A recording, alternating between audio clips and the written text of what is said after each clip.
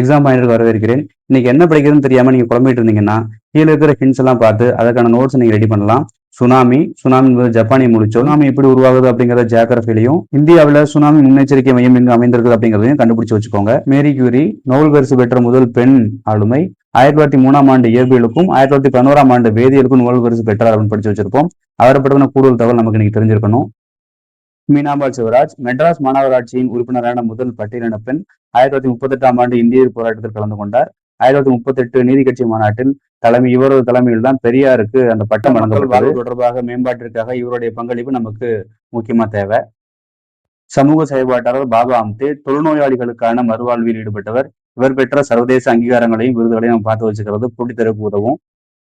நல்லக்கண்ணு தமிழ்நாட்டின் இந்தியாவின் மிக வயதான கம்யூனிஸ்ட போராளி.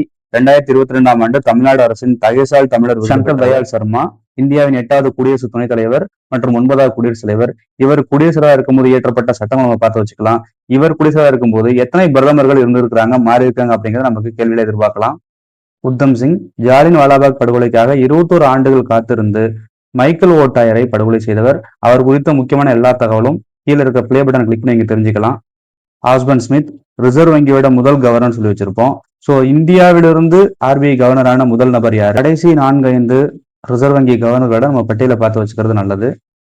இந்திய கம்யூனிஸ்ட் கட்சி 1920ஆம் ஆண்டு MN ராய் அவர்களால் தாஷ்கண்ட்ல தொடங்கியிருந்தாலும் இந்தியாவில் அதிகாரப்பூர்வமாக 1925ஆம் ஆண்டு டிசம்பர் 26ஆம் தேதி தொடங்கப்பட்டது. கான்பூரில் அதன் முதல் மாநாட்டின் தலைவராக இருந்தவர் சிந்தனை சிற்பி சிங்காரவேலர். இந்த நாளில் மற்ற கட்சிகள் தொடங்கப்பட்ட ஆண்டுகள் மற்றும் நாளை தெரிஞ்சு வச்சுக்கலாம். அந்த கட்சியின் சின்னங்கள் நம்ம பார்த்து எழுதி வச்சுக்கோங்க. இன்னும் எக்ஸாம் பத்தி நிறைய கண்டென்ட் தெரிஞ்சுக்க இந்த சேனலை மறக்காம சப்ஸ்கிரைப் பண்ணி வச்சுக்கோங்க. உங்க நண்பரோடும் பகிர்ந்துக்கோங்க. நன்றி.